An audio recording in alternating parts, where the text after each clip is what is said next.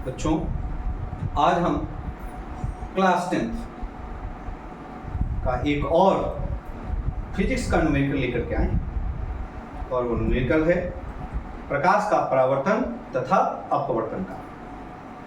इस न्यूमेरिकल में आवर्धन क्षमता के फार्मूले पर फोकस दिया गया है और उसके आधार पर हम प्रतिबिंब की स्थिति और वस्तु की स्थिति निकालने का तरीका जान सकते हैं। तो आइए समय न लेते हुए हम इस वीडियो को स्टार्ट करते हैं और आप लोग इस वीडियो को लास्ट तक जरूर देखिएगा क्योंकि इसमें बहुत बड़ा ट्विस्ट है जो आपको बीच में समझ में आएगा।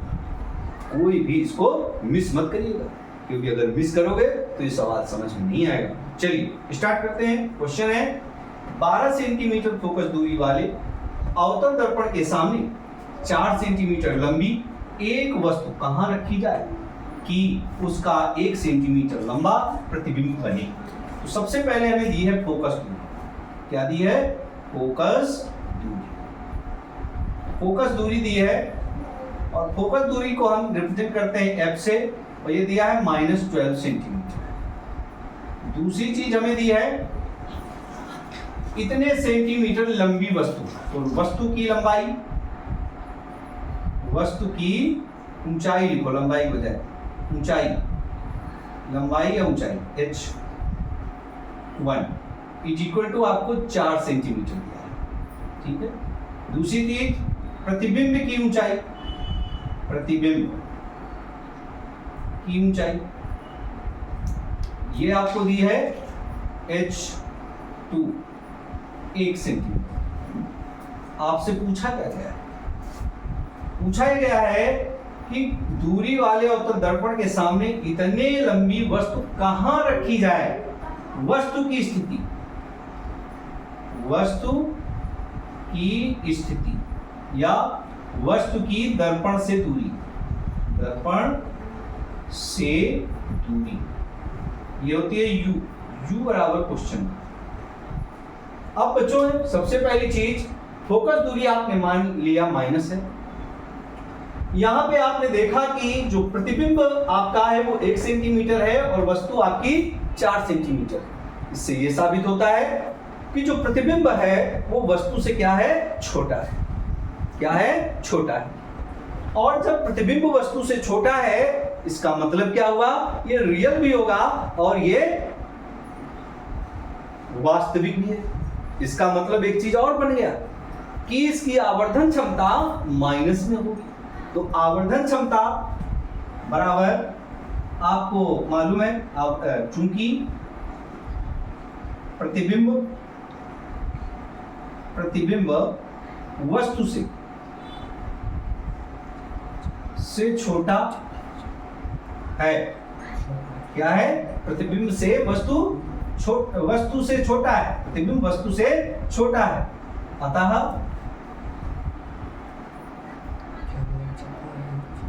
प्रतिबिंब वास्तविक व उल्टा होगा। इसलिए यहां से नीचे से लिखेंगे, इसलिए आवर्धन क्षमता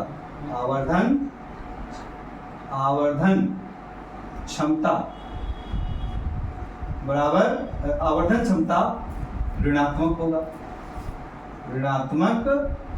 होगा। ठीक है।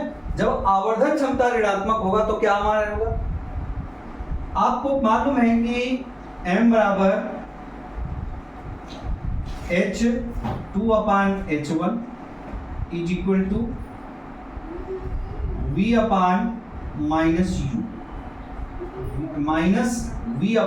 होता है। तो आवर्धन क्षमता जब माइनस में होगा तो यहाँ माइनस हो जाएगा और ये भी माइनस हो जाएगा। इसका मतलब हो गया कि हम लिख सकते हैं -h2/h1 is equal to -v/u। तो ये माइनस की वैल्यू कट जाएगी। इसका मतलब क्या हो गया? h1 की वैल्यू है 1, h1 की वैल्यू 4 बराबर v अपान u। इसका मतलब हो गया u is equal to 4v। आपका मान आ गया v is equal to 4v। अब इसके बाद दर्पण के फार्मूले से, दर्पण के सूत्र से, दर्पण का सूत्र क्या है? 1 upon f is equal to 1 upon v plus 1 upon u. तो 1 अपान ये -12 दिया है, 1 अपान वी आपको पता नहीं, यू ये आपको पता है, तो 4v। जब 1 अपान -12 लेंगे तो यहाँ पे एलसीएम आ जाएगा 4v, तो v का 4 बार जाएगा तो 4 हो जाएगा, प्लस ये 1 जाएगा तो 1 हो गया, तो ये हो जाएगा 5 अपान 4v। इसका मतलब हो गया 4v बराबर 12 पंचे 60 -60। तो v बराबर क्या हो जाएगा? 4 से डिवाइड कर दो, 4 एकम 4 और 4 पंचे 20, 15 सेंटीमीटर। v की वैल्यू कितनी आ गई? 15 सेंटीमीटर। और जब v की वैल्यू आ गई तो u बराबर क्या हो जाएगा? क्योंकि रिलेशन आपने निकाल लिया 4v, 4 इंटू -15, तो 15 चौको 60, u बराबर -60 सेंटीमीटर। इसका मतलब आंसर आप जो आएगा, जो आपको आंसर देना है, उत्तर देना है, उसका क्या मतलब होगा कि वस्तु कहां रखी जाए? वस्तु दर्पण से 60 सेंटीमीटर दूरी पर रखी जाए, 60 सेंटीमीटर दूरी पर रखी जाए।